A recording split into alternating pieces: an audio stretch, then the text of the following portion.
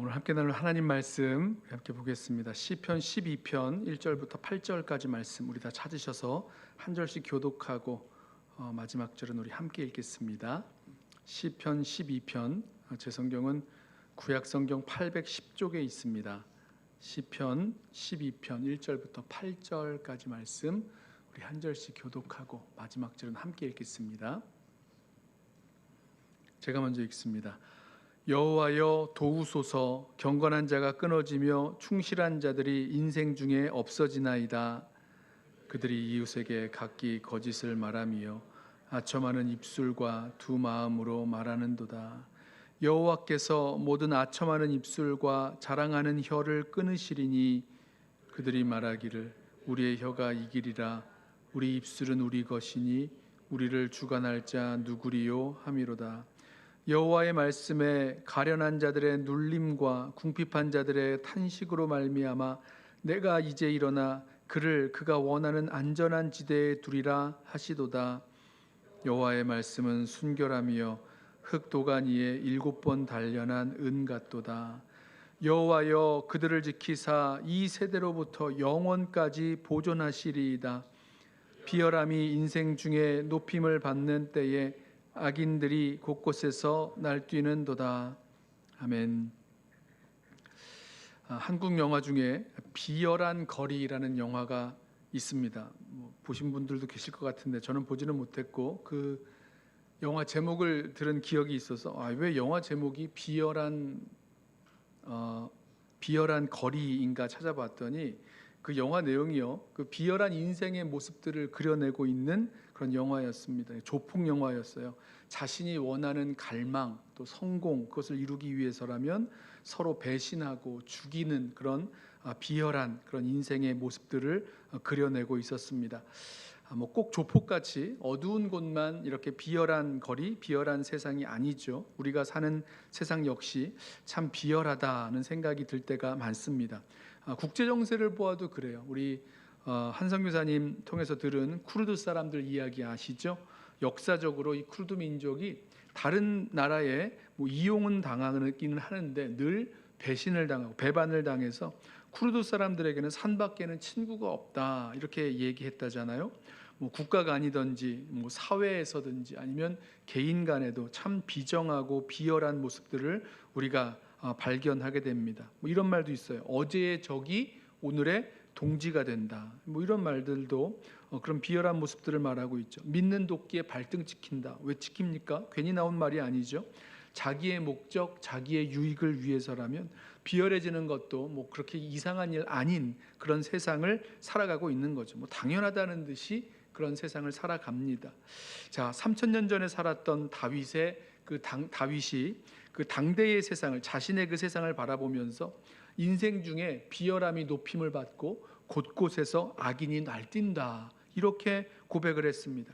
자, 비열하게 사는 것이 어쩔 수 없는, 사람이 연약하기에 내가 살기 위해서는 어쩔 수 없이 선택할 수밖에 없었던 그런 정도가 아니라 비열함이 높임을 받는 그런 시대, 그런 세상이라고 말한 것 보면 정말 약육강식에 서로 속고 속이고 이런 시대를 살았던 것 같습니다. 잘 생각을 해보면, 이런 방식으로 생각을 해보면 다윗의 시대나 아니면 지금 이 시대나 그렇게 별로 다를 것 없는 시대를 살아가는 거죠. 자, 다윗은요, 그 비열한 시대 가운데, 비열한 세상 가운데에 경건하고 충실한 자들이 사라지고 있다, 사라졌다 이렇게 탄식합니다. 1절 말씀이에요.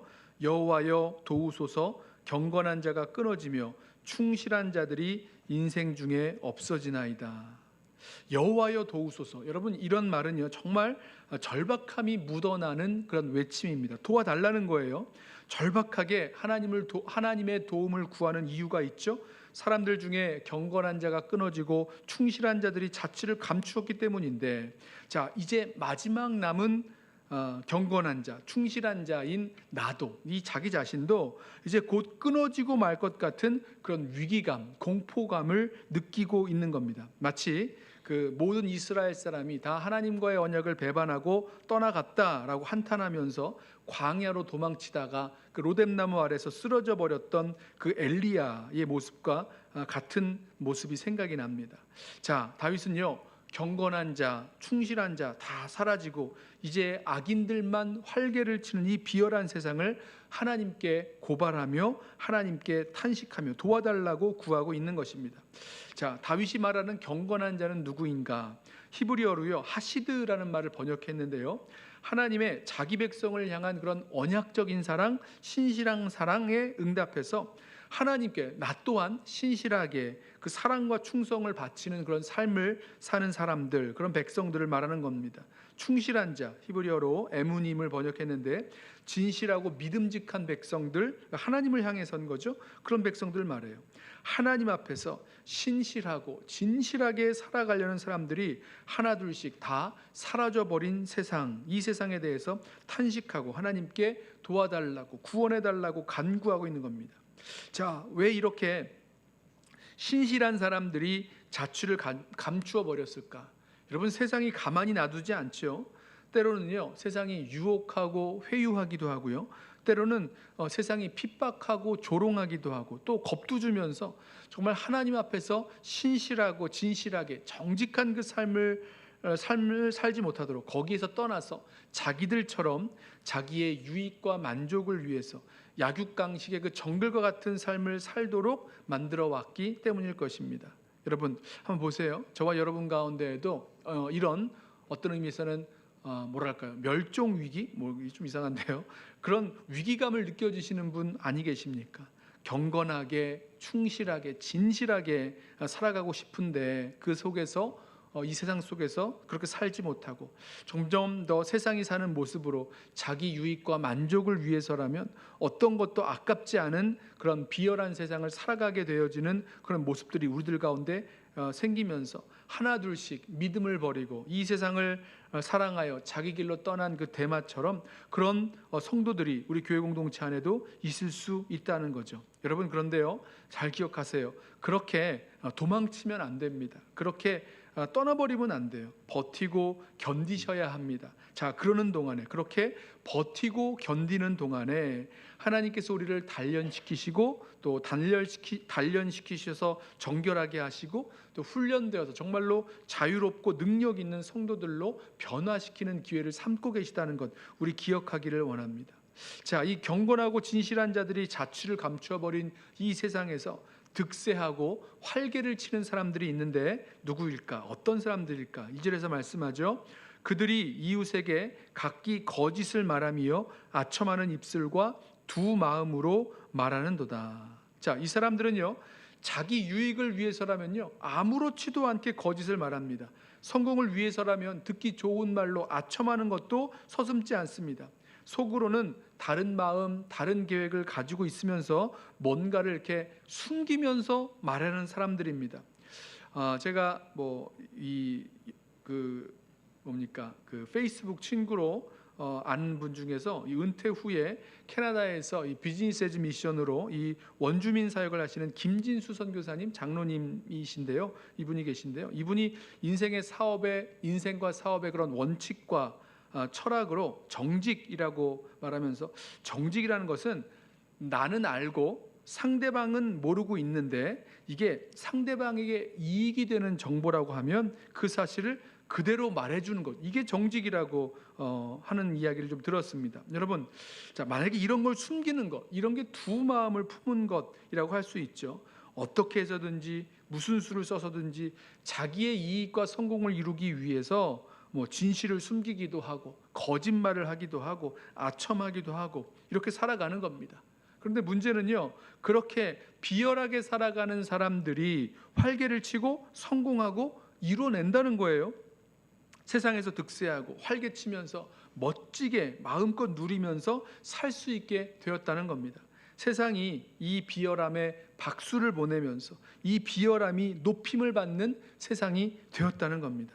자, 지금 여기 말씀을 보면요, 다윗은요, 이 비열한 자들의 그 악한 행동보다 그 사람의 말과 마음, 그 생각에 초점을 두고 있는데요, 그래서 하나님 앞에 간구하기를, 뭐라고 간구하냐면 바로 이 사람들의 입술과 혀를 끊어달라고 하나님께 간구합니다. 3절 보세요. 여호와께서 모든 아첨하는 입술과 자랑하는 혀를 끊으시리니. 맞죠?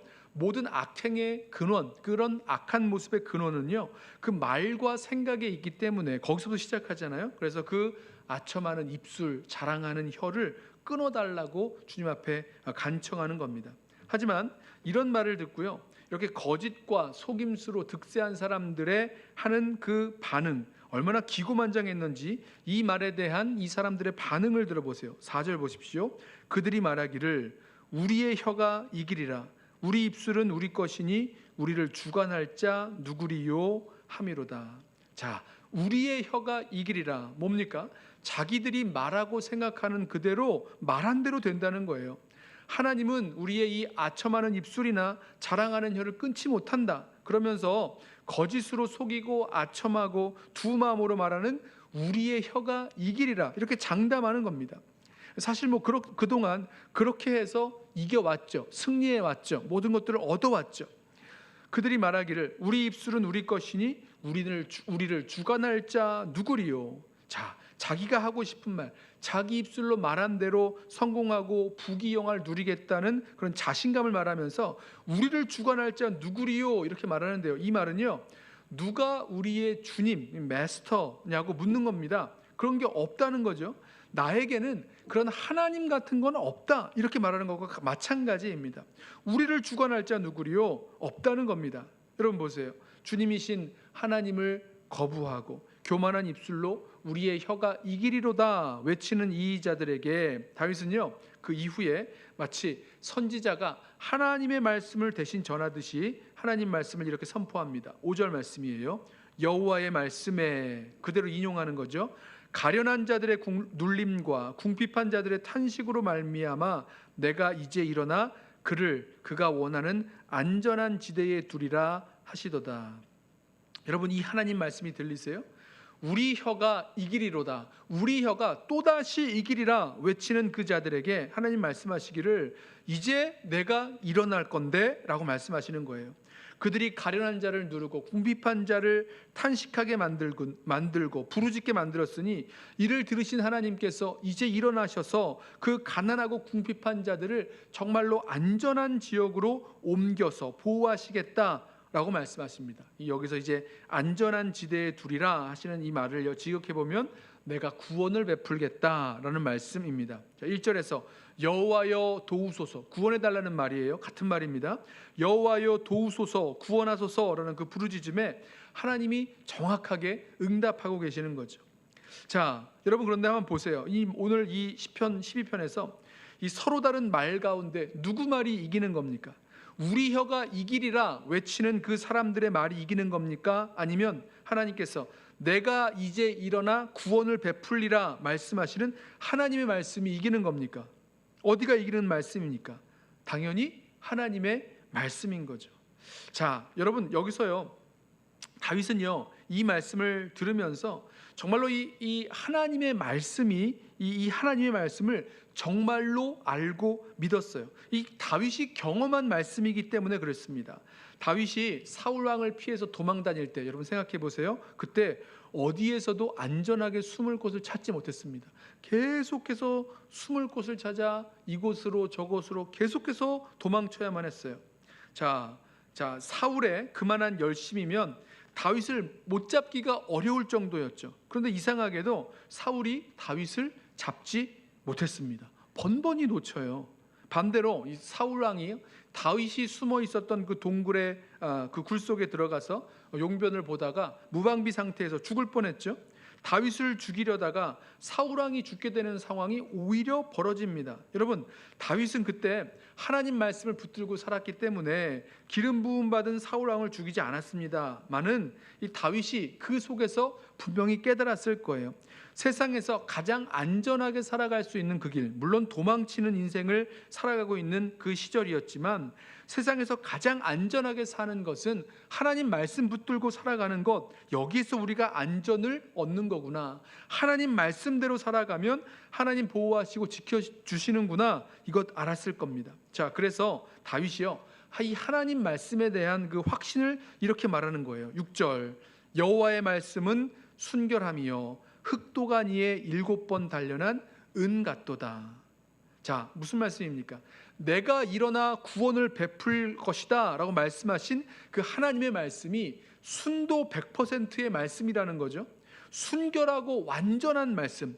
어떻게 하면 될 수도 있고 안 될 수도 있고, 상황 따라 달라지기도 하고, 능력 따라 달라지기도 하고, 이런 말씀이 아니라 정말 말씀하시는 대로 반드시 이루실 한치의 오차도 없는 온전한 말씀인 것을 지금 고백하고 있는 겁니다. 흙도간 위에 7번 단련한 은, 여러분 은을요 도간 위에 넣고 뜨겁게 이렇게 불태워서 단련하면 불순물이 다 태워지고 순수한 은만 남는데요, 한두 번 이렇게 단련하는 것이 아니라 7번을 해서 완전하게 모든 불순물들을 태워버리는 그런 단련을 했다는 거죠. 순도가 99.9999%, 100%의 순도를 가진 아주 순결한 은 같은 말씀이라는 거죠. 무슨 말입니까? 틀림없는 말씀이라는 거예요. 이 말씀을 신뢰하는 다윗의 고백입니다. 악인들이 했었던 자기 유익을 위해서 하는 그런 거짓말, 성공을 위한 아첨의 말, 누군가에게 뭔가를 감추는 두 마음의 말이 아니라 순도 100%의 하나의 거짓도 숨김도 없는 순전한 약속의 말씀, 정말로 신뢰하기에 부족함이 없는 하나님의 말씀이다 라고 고백하고 있는 것입니다. 자, 보십시오. 바로 이 자리에서 결판이 나는 거예요. 세상을 보고 성공하는 사람들을 보니까 그들의 말대로 다 되는 것 같습니다. 거짓으로 속이고 아첨하는 말을 하고 두 마음으로 숨기며 이러면서 성공하고 원하는 것 다 차지하는 것 같고 세상을 다 얻어서 아주 활개치며 사는 것 같지만, 반대로 하나님 말씀은 아무것도 못하는 것 같아 보이고, 심하게 말하면 아까 악인들이 말한 대로 우리를 주관할 자 누구리요? 그러니까 하나님이 없는 것 같아 보인다는 거예요. 자, 여기서 흔들리는 부분인 거죠. 하나님 없는 것 같으니 더 이상 신실하다거나 진실할 것 없이 나도 세상 사람들처럼 치고받고 싸우고 거짓말하고 빼앗아서 입속 챙기는 그런 비열한 세상에 편승해서 살아가야 되겠다, 그런 것처럼 보인다는 거죠. 자, 그런데요, 바로 이때에 우리 마음 가운데 이 하나님의 말씀이 선포되어지면, 그래서 이 말씀이 정말 우리 마음 가운데 이렇게 꽂힌다 그러잖아요. 말씀이 우리들 마음에 꽂히고 우리를 다스리게 되면 제대로 변화되고 제대로 달라집니다. 정말 모든 세상이 다르게 보여지는 역사가 거기에서 나타난다는 겁니다. 언제요? 하나님의 말씀이 우리의 심령 가운데 정말로 선포되어질 때예요. 다윗이요, 이 비열한 세상, 이 비열한 인생들 가운데서 살아가면서 하나님께 도와달라고 간청했고, 이제 일어나 구원하시겠다는 하나님의 그 말씀, 그 약속의 말씀을 들었을 때에 그렇게 확신하게 된 것입니다. 하나님 말씀이 다윗의 그 마음에 선포가 된 거죠. 그 마음에 선포가 되고 확신하게 된 것입니다. 그 말씀을 경험했기 때문이에요. 7절, 여호와여 그들을 지키사 이 세대로부터 영원까지 보존하시리이다. 자, 하나님 말씀이 얼마나 순전한지, 얼마나 완전한지를 믿기 때문에 하나님 말씀하신 대로 하나님이 그들을 지켜주시는데 이 세대로부터 영원까지 보존하신다라고 선언하는 거예요. 여러분, 주님께서 임마누엘, 우리와 함께 하시는 하나님으로 오신 그 예수님이신데요, 그 예수님께서 승천하면서 말씀하시기를 세상 끝날까지 내가 너희와 항상 함께 있으리라 하셨지요. 어려운 자리, 고통스러운 자리, 바로 그 자리에도 주님이 우리와 함께 하시고 우리를 지키시고 보존하심을 믿는다면 어떤 어려움과 고난도 우리가 이겨낼 수 있는 힘과 소망을 거기서 얻게 되고 그것을 견디고 버텨낼 수 있게 되는 거죠. 저는요, 이렇게 호락호락하지 않은 세상 속에서 하나님 말씀을 신뢰하면서 다시 나아가는 그 모습이요, 바로 이 우리 성도들을 단련시키는, 말씀으로 단련시키는 모습으로 한 번 더 볼 수가 있었습니다. 무슨 말씀이냐면, 하나님 말씀을 흙도간 위에 7번 단련한 은 같다라고 말씀하셨던 것처럼 우리 역시 주님의 말씀에 담금질을 받는 거죠. 그 주님의 말씀을 통해서 우리 자신이 순결해지고 또 하나님 말씀을 온전히 의지하고 나아가는 성도들이 되어 간다는 겁니다. 아무도 알아주지 않아요. 그런데 하나님 말씀 때문에 고생하면서 하나님 말씀 붙잡고 순종하며 살아가려고 애쓰다가 그러다가 흔들리기도 하죠. 하지만 그렇게 끝까지 하나님 말씀 붙잡고 믿음으로 발걸음 내디디면서 나아가면 그때 우리가요, 흙도간 위에 7번 단련된 그 은처럼 우리가 순결해지고 깨끗해지는, 말씀이 우리들 가운데 임하게 되어지는 그런 역사가 생긴다라는 것입니다. 그래, 정말 하나님 말씀이 만든 거구나. 하나님께서 말씀하시는 대로 이루어 가시는구나. 하나님께서 주신 약속은 정말로 그 약속을 버리지 않으시는구나. 계속해서 하나님의 말씀이 정말인 것을, 진정한 사실인 것을 경험하고 확인하면서 더욱 순전하게 믿음으로 그 말씀을 붙들고 살아가게 되어지는 역사가 우리들 가운데 생겨난다는 것입니다. 인생의 모든 위기와 어려운 순간마다 하나님 말씀 신뢰하면서 이 세상을 이기며 나아가는 그런 발걸음들이 바로 주님의 말씀을 붙들고 끝까지 나아가는 역사 속에서 경험되어진다는 거죠. 이어지는 마지막 8절 말씀을 보면 아직 세상은요, 여전히 비열한 인생들이 득세하고 날뛰고 있습니다. 비열함이 인생 중에 높임을 받는 때에 악인들이 곳곳에서 날뛰는 도다. 어쩔 수가 없어요. 이 현실입니다.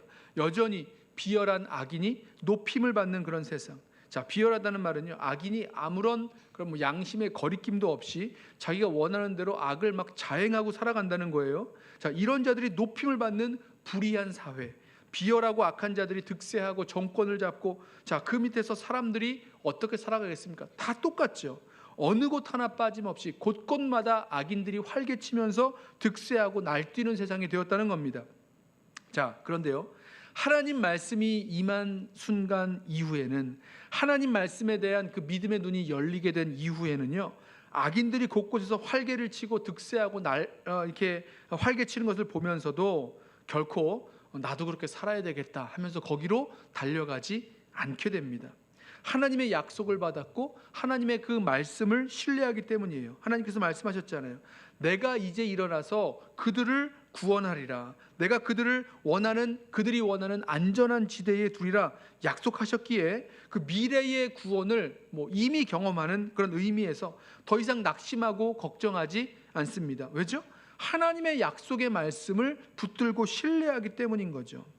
그 마지막이 어떻게 되는지 알아요. 하나님의 구원과 심판의 역사가 무엇인지도 보게 됩니다. 그래서 이전에 바라보면서 생각했던 그런 시선과는 전혀 다른 시선을 갖게 되고 확신하기를, 지금 비열함이 높임을 받고 악인들이 곳곳에서 날뛰고 있지만 하나님께서 이제 일어나셔서 이 비열한 자들의 비열한 인생들 때문에 고통 속에 신음하는 자들, 그들을 구원해 주실 것이다 라는 그런 믿음의 눈이 열리게 되는 거죠.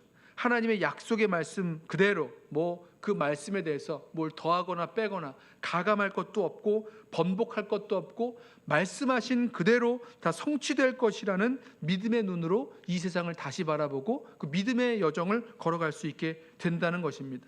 비열함이 인생 중에 높임을 받는 시대에 우리의 마음이 흔들리고 또 무너져 갈 때가 있죠. 자, 그렇게 마음이 흔들리고 무너지지 않으려면 어떻게 해야 되는가?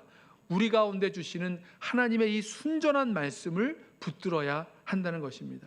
말씀 붙든다고 당장에 뭐가 이렇게 변하는 일이 없을 수도 있어요. 그렇지만 하나님 말씀대로 순종하고 끝까지 그렇게 걸어나가게 되면 하나님 말씀이 7번 단련한 은같이 순결한 말씀이요 온전한 말씀이구나 라는 것을 우리 삶 속에서 경험하게 될 것입니다. 그래서 그렇게 비열한 세상 속에서 우리 성도들의 믿음의 여정이 하나님 말씀을 붙들고 살아가면서 단련되어지고 또 하나님 말씀에 우리 자신을 맡기면서 순수한 믿음으로 살아갈 수 있게 될 것입니다. 저는요, 시편 12편의 말씀을 묵상하고 또 오늘 말씀을 준비하면서 이런 하나님의 말씀의 역사가 저와 여러분의 심령 가운데 온전히 경험되기를 그런 기도하는 마음이 생겼습니다. 세상에서 이런저런 말들 얼마나 많이 있습니까? 거짓과 아첨과 비열한 말들, 그것이 성공을 이루어 나아가는 정말 복된 인생을 살아가는 그런 정답인 것처럼, 다른 것은 선택할 수 없을 것처럼 이야기되어지고 우리들 가운데 들려올 때 하나님의 말씀이 우리 심령 가운데 선포되어지고 또 그 말씀 때문에 그 말씀이 우리의 생명이 되고 능력이 되고 다시 일어날 힘이 되는 그 역사를 우리 모든 성도 여러분들이 말씀을 통해서 경험되어지기를 원합니다. 마치 하나님 말씀이 뭐라 그럴까요? 폭탄처럼 우리들 심령 가운데 쾅 하고 떨어져서 흙도가니에 7번 단련한 그런 순도 높은 은 같은 아주 그런 정말 아주 순결한 말씀이다, 아주 온전한 말씀이다라고 고백하면서 그 말씀에 붙들려 살 수 있는 저와 여러분 되기를 원합니다. 자, 이 말씀을 몇 가지로 한 번 더 적용하고 맞춰보려고 하는데요. 우리 성도들이요, 이 비열한 세상에서 때로는 유혹과 회유, 또 핍박과 두려움이 몰려올 때에 하나님 말씀, 특별히 하나님의 약속의 말씀이 필요하다는 것 기억하시고 그 약속의 말씀을 듣기를 소원하셔야 됩니다. 주님께 부르짖으며 여호와여 돌보아 주소서라고 간구할 때에 주님께서 우리에게 말씀을 주시고 우리가 그 말씀 듣기를 소원하면서 우리 함께 엎드리기를 원합니다. 말씀이 불같이 우리 심령 가운데 떨어지면 거기에서부터 담대함을 얻고 소망 가운데 거하게 되고 그 문제를 해결해 나아갈 수 있는 능력이 시작되어집니다.